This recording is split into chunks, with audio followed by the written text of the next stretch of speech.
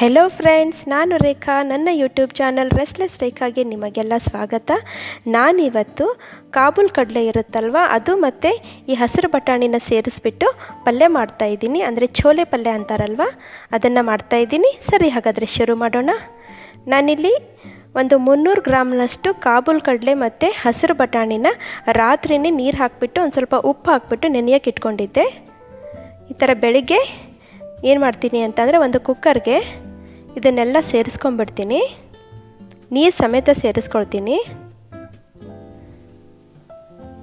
ಇದಕ್ಕಿವಾಗ ಒಂದು 2 ಪಲಾವ್ ಎಲೆ ಹಾಕ್ಕೊಳ್ತಾ ಇದ್ದೀನಿ. ಅದ್ರ ಜೊತೆಗೆ ಒಂದು ಏಲಕ್ಕಿ ಮತ್ತು ಒಂದು 3ರಿಂದ 4 ಲವಂಗ ಹಾಕ್ಕೊಳ್ತಾ ಇದ್ದೀನಿ. ಇಲ್ಲಿ ನೀವು ಬೇಕಾದರೆ ಚಕ್ಕೆ ಕೂಡ ಸೇರಿಸ್ಕೋಬಹುದು.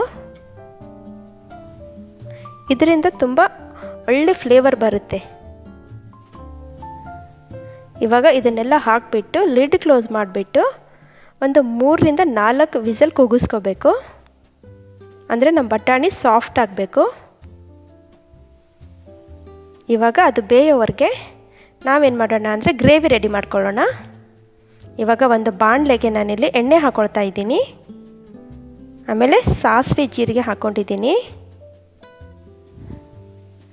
ಇದಕ್ಕಿವಾಗ ನಾನು ಒಂದು 2 ಈರುಳ್ಳಿ ಮತ್ತು ಶುಂಠಿ ಪೇಸ್ಟ್ನ ಸೇರಿಸ್ಕೊಳ್ತಾ ಇದ್ದೀನಿ. ನೀವು ಬೇಕಾದರೆ ಸ್ವಲ್ಪ ಜಾಸ್ತಿ ಈರುಳ್ಳಿ ಪೇಸ್ಟ್ ಕೂಡ ಹಾಕೋಬಹುದು. ಇವಾಗ ಗೋಲ್ಡನ್ ಬ್ರೌನ್ ಕಲರ್ ಬರೋವರೆಗೂ ಹುರ್ಕೊಳ್ಳೋಣ.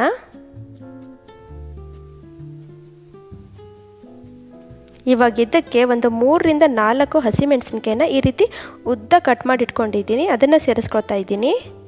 ಇದನ್ನು ಕೂಡ ಚೆನ್ನಾಗಿ ಹುರ್ಕೊಳ್ಳೋಣ ಇದರಲ್ಲೇ.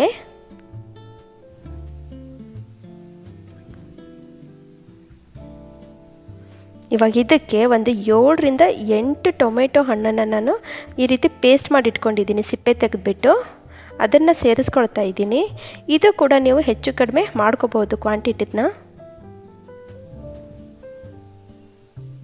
ಗ್ರೇವಿ ಜಾಸ್ತಿ ಬೇಕು ಅನ್ನೋರು ಇನ್ನೂ ಜಾಸ್ತಿ ಟೊಮೆಟೊ ಹಾಕೋಬೋದು. ಇವಾಗ ಇದನ್ನು ಕುದಿಯೋಕ್ಕೆ ಬಿಡಬೇಕು. ಎಲ್ಲಿವರೆಗೂ ಅಂತ ಅಂದರೆ ಇದರಿಂದ ಎಣ್ಣೆ ಸಪ್ರೇಟ್ ಆಗಬೇಕು. ಅಲ್ಲಿವರೆಗೂ ಈ ರೀತಿ ಲಿಡ್ ಕ್ಲೋಸ್ ಮಾಡಿಬಿಟ್ಟು ಕುದಿಯೋಕ್ಕೆ ಬಿಡೋಣ ಸಣ್ಣ ಉರಿಲಿ. ಇವಾಗ ಇಲ್ಲಿ ನಮ್ಮ ಬಟಾಣಿ ಬೆಂದಿದೆ ನೋಡಿ. ಇದರಲ್ಲಿ ನಾವೇನು ಮಾಡೋಣ ಅಂದರೆ ಒಂದು ಸ್ವಲ್ಪ ನಾವು ಸಪ್ರೇಟಾಗಿ ತೆಗೆದಿಟ್ಕೊಳ್ಳೋಣ. ಏನಕ್ಕಪ್ಪ ಅಂತ ಅಂದರೆ ನಾವಿದು ಸಪ್ರೇಟಾಗಿ ತೆಗೆದಿಟ್ಕೊಂಡಿರ್ತೀವಲ್ವ, ಅದರದ್ದು ಒಂದು ಪೇಸ್ಟ್ ಮಾಡ್ಕೊಳ್ಳೋಣ.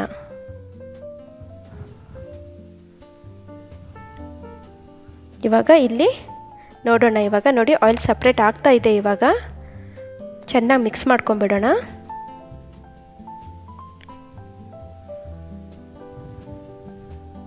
ಇವಾಗ ಇದಕ್ಕೆ ನಮ್ಮ ಮಸಾಲೆಗಳನ್ನ ಸೇರಿಸ್ಕೊಂಬಿಡೋಣ. ಇವಾಗ ಲೋ ಫ್ಲೇಮಲ್ಲಿ ಇಡಬೇಕು ಗ್ಯಾಸನ್ನು.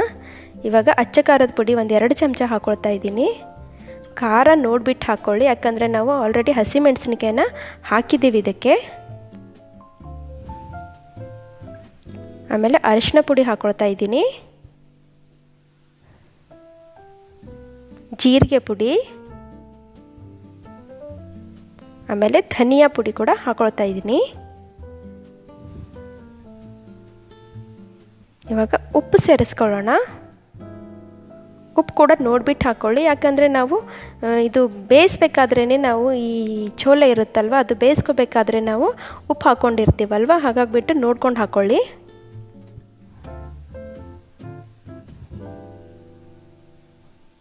ನೋಡಿ, ಈ ಮಸಾಲೆನೂ ಚೆನ್ನಾಗಿ ಮಿಕ್ಸ್ ಮಾಡ್ಕೊಳ್ಳೋಣ ಗ್ರೇವಿಲಿ.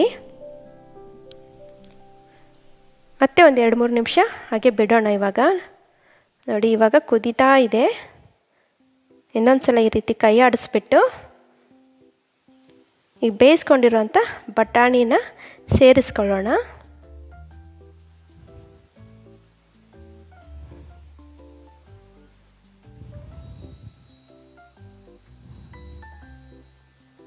ಮತ್ತು ಇದನ್ನು ಚೆನ್ನಾಗಿ ಮಿಕ್ಸ್ ಮಾಡೋಣ. ಇವಾಗ ಇದು ಕೂಡ ಮಸಾಲೆಯಲ್ಲಿ ಚೆನ್ನಾಗಿ ಕುದಿಬೇಕು.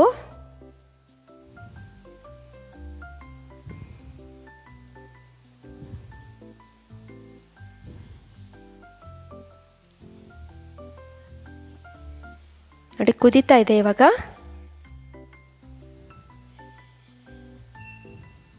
1-2 ನಿಮಿಷ ಮತ್ತೆ ಈ ರೀತಿ ಕುದಿಸ್ಬೇಕು. ಬಟಾಣಿ ಕೂಡ ಸ್ವಲ್ಪ ಸಾಫ್ಟ್ ಆಗಿಬಿಡುತ್ತೆ.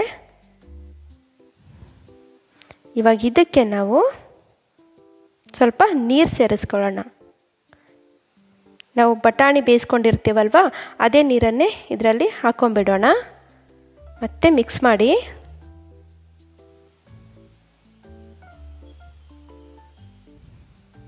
ನೋಡಿ ಸ್ವಲ್ಪ ತೆಳು ಅನ್ನಿಸ್ತಾ ಇದೆ. ಇವಾಗ ಇದನ್ನು ಗಟ್ಟಿ ಮಾಡ್ಕೋಬೇಕು ಅಂತ ಅಂದರೆ ನಾನೇನು ಮಾಡ್ತೀನಪ್ಪ ಇಲ್ಲಿ ಅಂತ ಅಂದರೆ ಇವಾಗ ಇದು ಬಟಾಣಿದು ಪೇಸ್ಟ್ ಮಾಡ್ಕೊಂಡು ಇಟ್ಕೊಂಡಿದ್ನಲ್ಲ ಅದನ್ನು ಸೇರಿಸ್ಕೊಳ್ತಾ ಇದ್ದೀನಿ. ನೀವು ಈ ರೀತಿ ಒಂದ್ಸಲ ಮಾಡಿ ನೋಡಿ ಫ್ರೆಂಡ್ಸ್, ತುಂಬ ಚೆನ್ನಾಗಿರುತ್ತೆ. ಟೇಸ್ಟು ಕೂಡ ಚೆನ್ನಾಗಿರುತ್ತೆ, ನೋಡೋಕ್ಕೂ ಚೆನ್ನಾಗಿರುತ್ತೆ, ಕನ್ಸಿಸ್ಟೆನ್ಸಿ ಕೂಡ ತುಂಬ ಚೆನ್ನಾಗಿರುತ್ತೆ. ನೋಡಿ ಎಷ್ಟು ಚೆನ್ನಾಗಿ ಬಂತು, ಥಿಕ್ನೆಸ್ ಬಂದಿದೆ ಇವಾಗ. ಫ್ರೆಂಡ್ಸ್, ನನ್ನ ಈ ವಿಡಿಯೋ ನಿಮಗೆ ಸ್ವಲ್ಪನಾದರೂ ಇಷ್ಟ ಆದಲ್ಲಿ ದಯವಿಟ್ಟು ಲೈಕ್, ಶೇರ್ ಮತ್ತು ಕಮೆಂಟ್ ಮಾಡಿ. ಮತ್ತು ಸಬ್ಸ್ಕ್ರೈಬ್ ಮಾಡೋದನ್ನು ಮಾತ್ರ ದಯವಿಟ್ಟು ಮರಿಬೇಡಿ. ನೋಡಿ ಇನ್ನೊಂದು ಸಲ ಈ ರೀತಿ ಮಿಕ್ಸ್ ಮಾಡ್ಕೊಂಬಿಡೋಣ. ರೆಡಿ ಆಗಿದೆ ಆಲ್ಮೋಸ್ಟ್. ಇವಾಗ ಕೊನೆಯದಾಗಿ ನಾವು ಇದಕ್ಕೆ ಕೊತ್ತಂಬರಿ ಸೊಪ್ಪನ್ನು ಸೇರಿಸ್ಕೊಂಬಿಡೋಣ.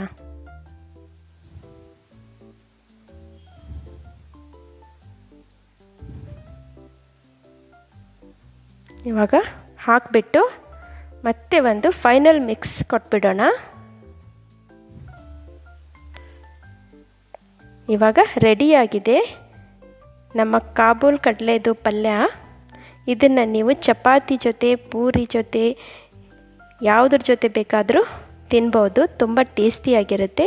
ಈ ಮೆಥಡಲ್ಲಿ ಒಂದು ಸಲ ಟ್ರೈ ಮಾಡಿ ಫ್ರೆಂಡ್ಸ್. ಮತ್ತೆ ಸಿಗೋಣ ನನ್ನ ಮುಂದಿನ ಹೊಸ ವಿಡಿಯೋದಲ್ಲಿ. Thank you.